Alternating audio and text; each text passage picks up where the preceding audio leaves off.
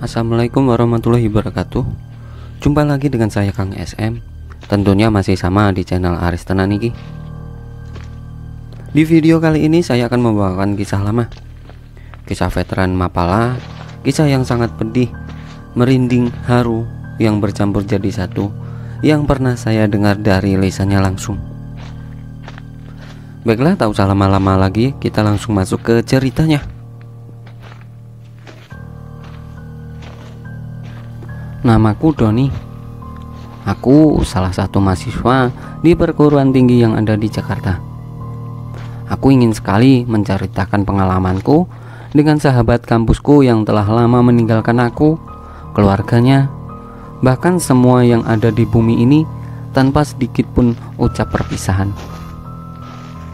Aku memberanikan diri bercerita tentang temanku yang bernama Steve dan semua aktivitasnya yang tercatat di buku diarinya. Semoga Tuhan menguatkanmu, sahabatku. Lembar pertama, aku akan menjadi Steve.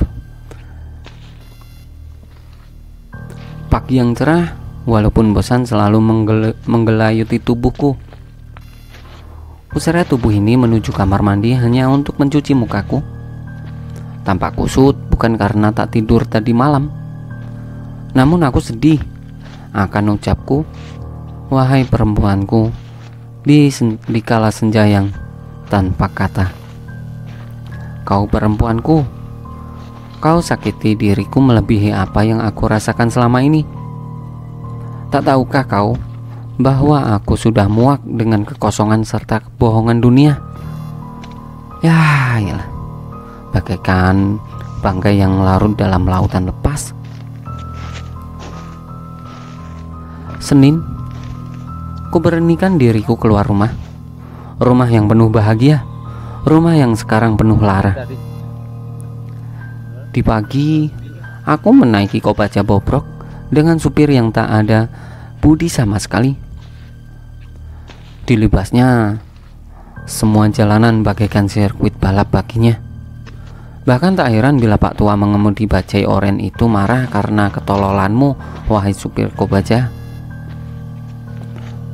Nomor serinya bagus juga ternyata, karena sesuai dengan tarifmu yang serupa 300 rupiah saja. Kau supir Kopaja yang congkak. Suatu hari Kopajamu akan hilang ditelan oleh kendaraan yang lebih mudah dan mewah. Kau akan dilebas kendaraan yang baru, seperti kau melibas Pak Tua itu dengan bajainya. Kamu ada kuliah gak di pagi ini? Tanya aku pada perempuanku yang kuharap agar aku dapatkan perhatiannya. Lo kan udah tahu kalau gue ogah sama lo lagi. Sana, pergi sana. Ini udah zaman 80-an tahu. Kagak usah cari-cari perhatian kayak gitu lagi, ucap perempuan pujaanku yang memalingkan muka masam dan pergi meninggalkanku. Kenapa semua orang yang aku sayangin menjauh dariku? Apakah karena aku sekarang cuma naik si biru oren itu? Apakah sebesar itu cinta padaku? Atau apakah perlu aku naik mobil Corollaku agar engkau perempuanku mau menyayangiku? Nestapa. Hanya buku diari ini yang dapat membersihkan kotoran-kotoran itu. Hanya diary ini yang mampu menerima semua keluh kesahku. Diary Steve. Hai Steve, lo kagak ikut ke Semeru? Kalau mang lo bisa ikut nemping doku, ucap Doni padaku penuh harap. Gua udah kagak punya doku, Bung. Udah miskin kayak lo pada. Bokap gua udah ninggalin kita semua sekeluarga, jawabku pada Doni. Apa lu kata, Bung? Bukannya lu orang kaya 7 turunan kali. Maaf. Gue tahu kalau lu udah miskin, tapi ada teman. Lo masih punya Doni yang super kaya ini sebagai temanmu. Ucap Doni seperti biasa, riang dan selalu menenangkanku. Selain buku diary ini, hanya Doni yang selalu mensupport diriku. Dia memang anak orang kaya, tapi dia lebih miskin dariku dulu. Dulu 1 semester yang lalu, 1 semester sebelum papa digondol perempuan itu, perempuan yang menghancurkan masa depan serta rumah tangga ibuku. Andai saja tak ada hukum di negara ini, sudah kubunuh saja perempuan itu beserta papaku yang telah menelantarkanku. Biarlah hanya di hari ini yang tahu akan busuknya hatiku pagi ini. Gimana Bung? Lo ikut aja dah. Ya hitung-hitung lo bisa ngebasuh kepalamu dengan embun Mahameru, rayu Doni padaku. Sulit memang bagiku. Dengan segala kemewahan dan keuanganku, waktu itu aku bisa saja mengajak satu kelasku gratis ke Semeru. Namun sekarang aku membayar tiketku saja tak mampu. Malu bercampur sedih ada padaku.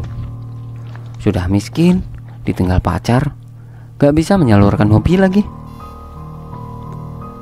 Bagiku perempuan adalah segalanya.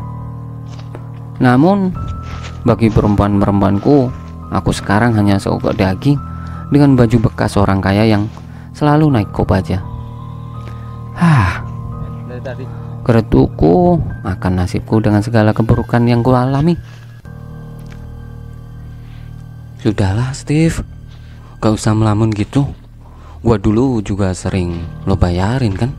Nah, sekarang giliran gua yang bayarin kamu, ucap Doni padaku. Kapan berangkatnya Bung? Ntar kalau memang izinin gua langsung hubungin lo aja dah, ucapku pada Doni.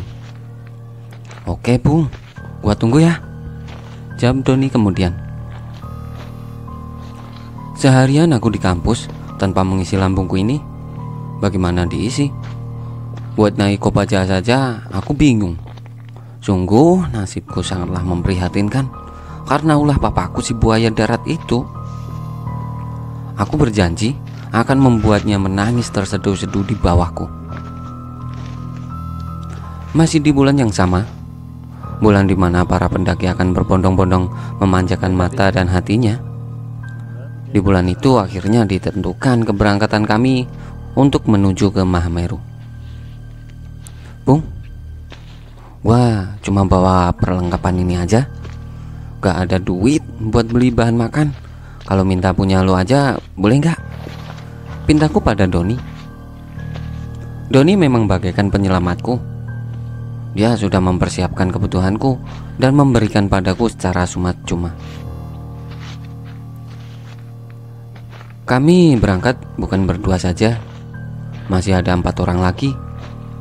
2 satu fakultas dan 2 lagi dari Bandung, sahabat sesama relawan dan aktivis.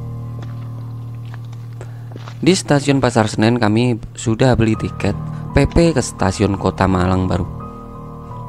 Hari yang menjemukan bagiku, bagi orang kaya yang tiba-tiba menjadi miskin. Tapi agar tidak mengecewakan teman-teman, aku selalu bersikap ceria, walau sikap ceriaku hanya fata morgana bagiku, baginya, dan bagi semua orang yang merasakan nestapa dan nelangsa yang dirundung duka. Di dalam gerbong ekonomi, ya hanya gerbong ekonomi ini sama persis dengan kopaja penghantar kuliahku. Masih sama-sama janggal bagiku. Selama hidupku, aku gak pernah naik kopaja. Selama hidupku baru kali ini aku merasakan keekonomian dari akomodasi berjalan besi ini. Padahal dulu tak akan kubiarkan ingatanku tentang dengan semua kekayaan papaku. Perjalanan yang melelahkan kami lalui bersama. Ada teman dari Bandung menyanyikan lagu kisah cinta dari surga pada bidadari nirwananya. Lagi-lagi keluhku akan sikap dari perempuanku yang tak ku tahu arti dari rasa cintanya padaku. Aku selalu memanjakannya, Aku jadikan dia sebagai permaisuri raja. Namun apalah daya, sang raja telah kalah dengan gemerlapnya dunia. Dengarkanlah nada melodiku dengan suara rintih hati kosongku akan semua rasa cintaku. Ku ingin ku gandeng tanganmu, ku ingin ku bawa kau ke angan dan khayalku. Ku ingin berjalan di atas awan bersamamu. Woi, Pung, sudahlah, gak ada waktu, gak ada yang perlu. Sekarang kita harus bersenang-senang, ucap Doni lagi-lagi membuyarkan lamunanku. Jangan cuma gelas-gelas kaca, woi. Bikin Steve nangis saja, ucap salah satu temanku yang lain. Perjalanan yang cukup lama, sekitar 14 jam kita di atas kotak besi ini. Tak jarang juga penjual asongan selalu hilir mudik mengais rezeki dengan menjajakan dagangannya. Bahkan pengamen dengan gitar serta biolanya tak canggung memainkan melodinya di samping kami, hanya sebagai pengingat akan keseruan kami waktu itu. Banyak stasiun dan kota yang kami lewati, berderet-deret rumah, sawah yang kami lalui, sampai pagi yang agak mendung di kota Malang telah menyambut kami. Kami pun segera turun dari kotak besi serta meregakan tubuh dan kaki-kaki kami pagi tanpa fajar itu, dan kami pun menuju pangkalan jeep. Kita gak sarapan dulu, Bung. Laparnya minta ampun nih perut, ajak Doni padaku dan lainnya. Bukannya aku tak lapar, bahkan dari aku berangkat aku belum makan sama sekali. Hanya air mineral saja yang mengganjal laparku ini. Itu semua karena aku tak mempunyai uang untuk membeli makanan yang layak untuk perutku. Biarkan, memang ini yang aku inginkan. Udah, yuk sarapan di sini aja. Itu ada soto dok, kayaknya enak campur murah, ucap salah satu teman relawan mengajak kami. Dan benar sekali, soto yang dihidangkan Bapak Parubaya itu adalah soto terenak yang pernah aku makan. Ternyata semua itu bukan karena perutku yang lapar, namun memang benar-benar nikmat. Hangat soto dok itu mengalir melalui rongga mulut aku. Makan sampai lambungku ini masih terasa hangat di tubuhku ini. Sedikit nyaman aku harus rasakan, walau aku akan biar diriku saja yang tahu akan keluh kesahku ini. Bahkan diriku tak boleh mengetahui akan rencanaku ini. Lo kalau makan harus dikunyah minimal 18 kali, Bung, biar kata si teman satu fakultas pada Doni. Biar kayak sapi ya, memang biadab. Hahaha, jawab Doni dibarengi tawa kami semua. Kami tahu setiap gigitan makanan akan mempengaruhi proses pencernaan yang ada di dalam tubuh kami. Semakin lama mengunyahnya, akan semakin bagus tubuh kami menyerap saripati makanan tersebut. Namun hanya rasa yang aku pilih guna memenuhi kebutuhan akan laparku itu. Kami kembali ke pangkalan jeep itu. Pak, berapa kalau kita ke pos Semeru? Tanya Doni pada tukang timer pengatur shift keberangkat jeep di sana. Paket sekali jalan 45.000 saja, Mas. Kalau pulang pergi bisa juga lebih murah sih, kata tukang timer. Mahal sekali, Pak. Emang kagak boleh turun dikit apa? Ucap Doni menawar. Ya, pokoknya mau pulang pergi tak kasih 60.000 saja. Gimana, Mas? Tukang timer menurunkan harganya. Ya udahlah, Pak, kita ambil. Cuma kami gak tahu berapa hari di atas nanti ya. Pokoknya saya bayar separuh dulu, kembali Doni menawar. Ayo wes, cepet naik. Tanda jadi kesepakatan kami akan jeep sewaan warna hitam itu. Perjalanan yang sangat melelahkan pun sangat menyenangkan bagi jiwa muda yang tanpa beban di pundaknya. Tapi aku hanyalah orang yang penuh rencana. Perjalanan lama-lama telah meninggalkan kita dengan jalan mulusnya menuju jalan tanjakan dengan lubang di setiap mukanya. Muka jalan menuju kaki puncak Swarga Loka Gunung Semeru. Di siang hari, di siang itu kami telah sampai di Ngadas dan sopir jeep menghentikan mobilnya, entah karena makan atau karena apa. Ternyata kami disuguhi tanah terasering dengan segala tanaman sayur mayurnya. Kami bahkan disuguhi pemandangan dari para peladang yang membawa tabung obat serta peralatan berkebunnya. Nikmatnya menjadi mereka yang tak pernah merasakan nestapa dan sengsara. Tetap niatku tak kutulis dalam coretan diariku ini. Perjalanan yang tak terlalu jauh, hanya membutuhkan setengah jam. Kami sudah sampailah di pos 1 Ranupani. Di sini, di pondok kayu ini, kami didata oleh petugasnya dan membayar kontribusi yang cukup murah. Ya semurah tarif Kopaja yang bisa aku mengantarkan kuliahku. Kaki Gunung Semeru memberiku cinta. Cinta yang akan memberiku sayap entah apa. Bahkan sayap itu pun bagaikan menyulapku sebagai seorang pujangga. Cinta, cinta. Cinta akan keagungan yang esa. Cinta bukan hanya fata morgana. Cinta akan syair dan sajak seorang tanpa harus berjuang hilangkan nestapa.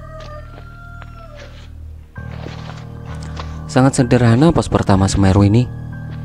Sangat berbanding terbalik dengan keagungan Mahameru sebagai puncak tertinggi Jawa. Berapa orang masnya yang naik? Apa sudah membawa peralatan dan bekal yang cukup? Silahkan mengisi biodata dan listnya dengan lengkap, ucap petugas pos pertama pada kami. Setelah mengisinya, kami menuju warung di bawah pos hanya untuk istirahat mengumpulkan tenaga. Karena sore ini juga kami akan memulai trekking ke pos selanjutnya. Sewaktu diriku menyadarkan tubuh ini dan meletakkan karir bagku di warung, kami didatangi seorang bapak-bapak tua dengan perawakan yang lumayan mengundang tanya dan penasaran. Ada sesuatu yang kalian harus ingat ya nak. Jangan sampai kalian memikirkan hal yang belum terjadi. Jalani saja apapun dengan bahagia, karena bukan kalian saja yang merasa susah.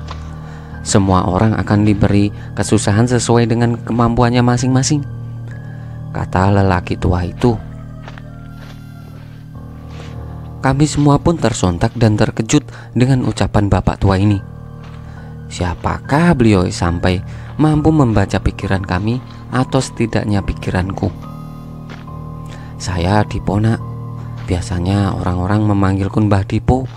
Ya, mungkin karena aku sudah tua, jadi dipanggil Mbah, ucap lelaki tua itu pada kami. Apakah aku harus urungkan rencana ini sekarang? Atau ini hanya penghalang bagiku saja? Setiap ucapan dan candaan receh Mbah Dipo sangat mengena pada masalahku. Beliau seakan tahu apa yang akan ku berbuat. Bahkan setiap guyonannya aku abadikan di buku diariku ini. Zaman semono, untuk mendapatkan makan dan kehidupan saja sudah sangat sulit. Kok sekarang yang sudah enak malah kepingin pada mati? Ucap Mbah Dipo seraya meninggalkan kami serta melempar senyum yang tak nyamanku memandangnya. Teh manis pun kuseruput di atas teplek gelas itu. Teplek dengan corak bening dan bermotif timbul menyerupai kelapa. Hangat manis dan sangat nyaman.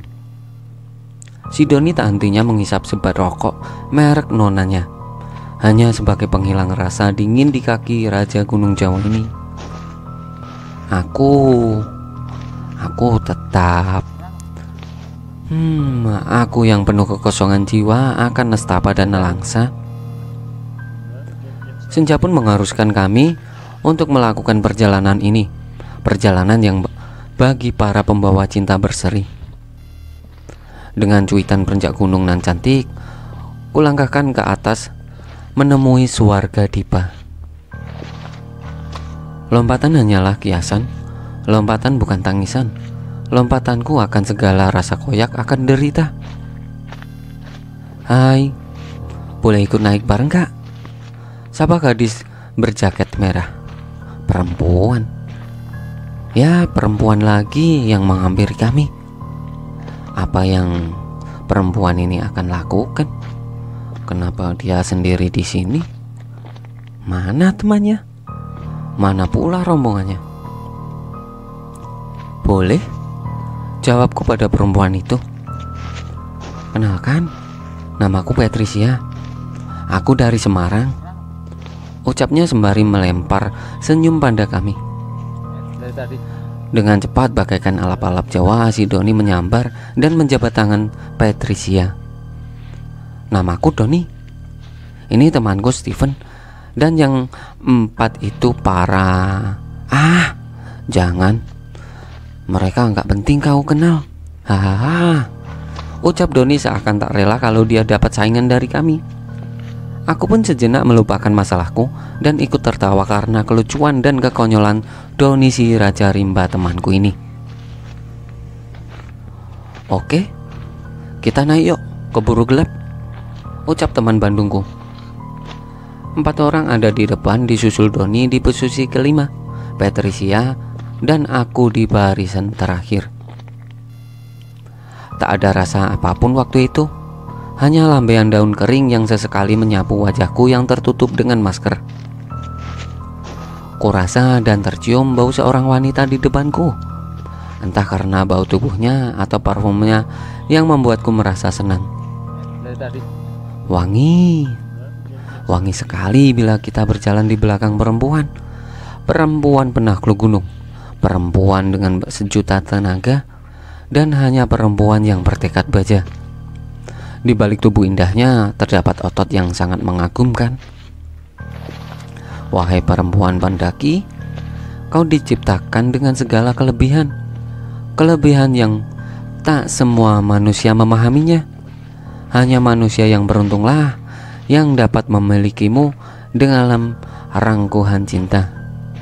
Ku goreskan tinta pena ini untuk memujinya, memuji akan semua raga dan jiwanya. Dairiku, engkau saksi bisuku, saksi akan kegagumanku, saksi semua perempuanku. Kenapa lu diam aja dari tadi, woi? Gak mau ngobrol apa sama bidadari di belakang gua ini? Canda Doni padaku. Takut. Yang sangat ku takutkan adalah membuka bicara dengan seorang perempuan.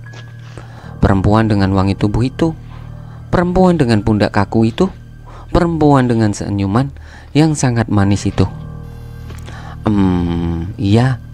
Memangnya lagi mikir siapa, Mas? Dari tadi emang kayak kurang suka gitu sama aku, ucap si Patricia. Aku lagi kok. Ya Tuhan, kenapa ya kok aku malah anu aja mulutku ini? Jawabku sengaja agar membuat mereka semua tertawa. Jangan grogi, Bung, santai aja lah, teriak temanku paling depan menebah kencang tertawa kami. Enggak kok mbak, gua asik-asik aja kok ini, ucapku lagi. Aku sengaja membuat mereka tertawa. Aku tak ingin kegelisahanku tersirat dan terasa pada teman-temanku. Biarlah diriku saja yang merasakan, merasa sebagai manusia pujangga yang duka lara. Entah sampai mana dan dari mana perjalananku, bahkan titik-titik spot tak kuingat dan tak kuabadikan dalam buku diary ini. Aku hanya jalan dan jalan agar diriku cepat sampai di perjalananku ini. Perjalanan sang pujangga, perjalanan sang pemuja cinta, perjalanan puncak akan rasa. Senja nampak di depan mata kami. Agak jauh, agak dekat. Kulihat kilauan kemerahan dari permukaan Ranu, pantulan sang surya di telaga para dewa. Amboy, indah sekali waktu ini untuk rencana yang akan aku rencanakan. Cepetan Bung jalannya, kita keburu gelap loh. Kalau lo jalannya kayak siput gitu, teman-teman udah jauh di depan lo, ucap si Doni padaku. Andai kau merasakan beban di pundakku, aku yakin engkau pun akan merayap bagaikan siput yang sangat kelelahan. Oke Bung, tenang saja. Masa gua kalah sama Patricia? Ucapku pada Doni sembari menggoda perempuan di depanku itu. Sampailah diriku di tepian Ranu Kumbolo, sang telaga para dewa. Kami mendirikan tenda, memasak dari kompor yang canggih, serta diriku yang tetap menorehkan tinta pena di buku diary ini. Menorehkan bait demi bait, larik demi larik akan duka dan rencana yang kuanggap mulia. Setiap gerak langkah kaki kami kuabadikan dalam sajak cinta dari seorang pujangga lara. Steven, bisa kesini? Aku minta tolong benerin resleting jaketku ini, pinta perempuan itu padaku. Andaikan perempuanku yang jauh di sana seperti ini, selalu manja padaku, selalu minta pertolonganku, aku pasti akan menjadi lelaki terbahagia di dunia ini. Namun perempuanku yang di sana hanya melihatku akan semua hartaku, melihatku dari kilau cat mobilku, melihatku dari klimis bajuku, dan juga dari klimis dompetku. Aku sebagai lelaki sebenarnya sangat simpel saja. Aku hanya ingin dijadikan yang nomor satu. Aku hanya ingin dimintai pertolongan.